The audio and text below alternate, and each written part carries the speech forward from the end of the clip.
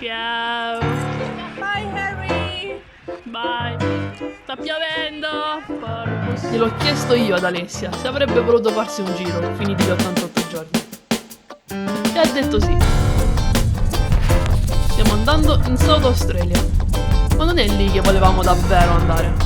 Mentre facevamo volontariato al campo Blazeid per rinnovare il visto, abbiamo pianificato il nostro viaggio in Tasmania. Partenza l'8 marzo, cioè tra 12 giorni. Ma ora che il visto per il secondo anno ce l'abbiamo, la fame di andare è implacabile. E diavolo no se non vogliamo passare un altro singolo giorno in questo maledetto stato del Victoria, a giocare alla roulette russa con restrizioni e lockdown. Negli stati accanto, infatti, pare che di questo Covid ne hanno solo sentito parlare.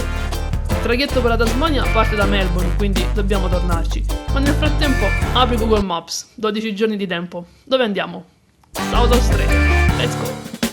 10 cose memorabili di questi 12 giorni. Abbiamo attraversato per la prima volta un confine con un altro stato ed è stato super emozionante. Where we are. Stiamo passando.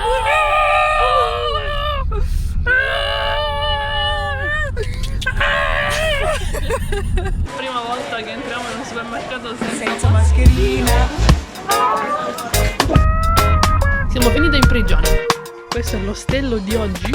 Unbelievable. Siamo qua dentro. Guarda che posto.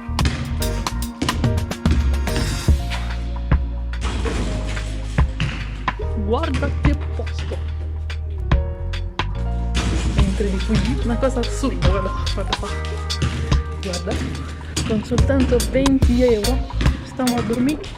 Guarda il giardino. Primo giorno in South Australia, ecco.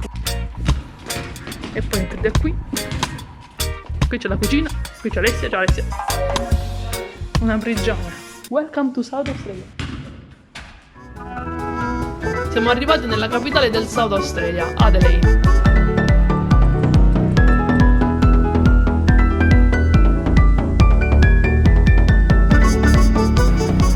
A nostra insaputa ci ritroviamo nel bel mezzo del Fringe Festival, uno degli eventi più grandi in Australia, con spettacoli, circo, cabaret, musica. Per la prima volta in 10 mesi rivedo gente ammassata senza mascherine per strada che si diverte. Una persona mi passa di fianco e mi urta leggermente un braccio. Rimango scioccata. Dov'è la distanza sociale? Non c'è, non c'è!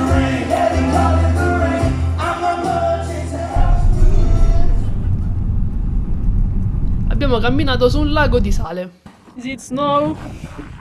Snow in South Australia? No, is it salt? It's a lake. I mean, it was a lake, but now it's just salty everywhere. Beh, teoricamente avremmo dovuto trovarci anche dell'acqua rosa, ma non era la stagione giusta. Soprattutto a sud e a ovest dell'Australia si trovano infatti circa 100 laghi rosa. È un fenomeno che si manifesta a causa della presenza di un certo tipo di alga batterio, in combinazione con la salinità dell'acqua. Ora, sarò totalmente sincera, in 3 anni mi è capitato solo una volta di vederne uno, ed era ben diverso da come lo pubblicizzavano. Stagione sbagliata o Photoshop? Il dubbio mi è rimasto. Ok, where are we going? The Port Clinton. Port Clinton, ok. Itinerary for next 3 days? No, the next 2 hours. 2 hours! Facciamo il giro intero della York Peninsula.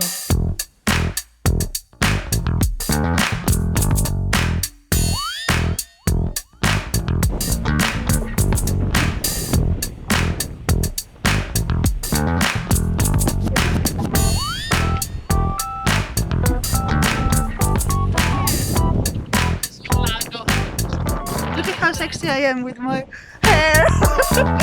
Here Mark is coming. John and Mark have been Bye, here for about 30 years because they years. fell in love with this place. So sorry for the dirty window, but the rain stopped. But that's alright. And it. Sarò totalmente onesta, sì, c'è l'oceano, ci sono i parchi nazionali, ma non mi arriva l'effetto wow. Non rimango così colpita da questi posti. In quel momento non avevo assolutamente idea che il viaggio sarebbe stato un crescendo di bellezza, mese per mese, chilometro per chilometro. È un po' come se mi sia stato chiesto di avere pazienza, e verrò ripagata per questo. ci siamo conosciute meglio. Ho incontrato Alessia al campo Blazade, ci siamo trovate bene dall'inizio e l'amicizia continua tuttora. Mi ha sempre ispirata molto quel suo essere uno spirito libero ma al tempo stesso con una via e degli obiettivi da perseguire. Conosce dei suoi ideali, del suo spazio e di quello che la fa stare bene.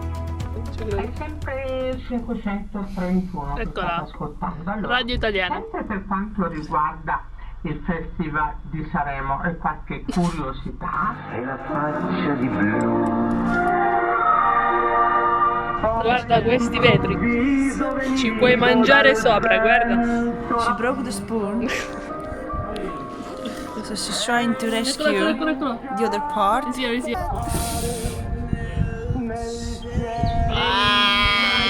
The spoon is rescued.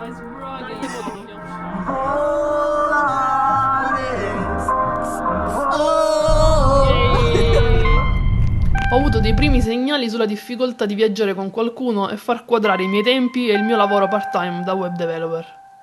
È un dettaglio che non ho riportato negli altri video, ma non ho mai smesso di farlo. In ostello a Melbourne, durante le farm, al campo Blazade e anche qui. Guidare, visitare posti, arrivare alla destinazione della giornata, fermarsi e lavorare non è proprio rilassante. Ma per ora è ancora gestibile. Il culmine arriverà tra qualche settimana in Tasmania. Niente spoiler per ora.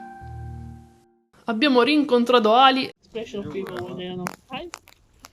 Hello. I don't know where we are. Where we are? Wyola. Why? Why? Perché? Allah. Wyola. This is your... If I just lay here, would you lie with me and just forget the world? Scopro che anche i delfini hanno la pinna. Saranno delfini. Che figata! Oddio! Saranno delfini. Sei sicura? C'ho la pinna però. Guardali. I delfini hanno la pinna pure. Ce l'hanno la pinna? Perché i delfini vanno in gruppo, in compagnia. Invece squali. Mi fanno una multa di $496, circa 320 euro, per eccesso di velocità. Invece che a 50, stavo andando a 62. Me ne sono accorta che il segnale era cambiato, ma ci ho messo un secondo in più rispetto alla volante che era appostata dietro l'angolo. Il signoranto mi aveva messo in guardia non so quante volte al riguardo, e niente, ho boccato. Spoiler, non ho mai più preso una multa nei 2 anni successivi. 5 minuti dopo trovo per caso un pianoforte in una sosta di servizio. Non suono da 1 anno e la multa me la dimentico.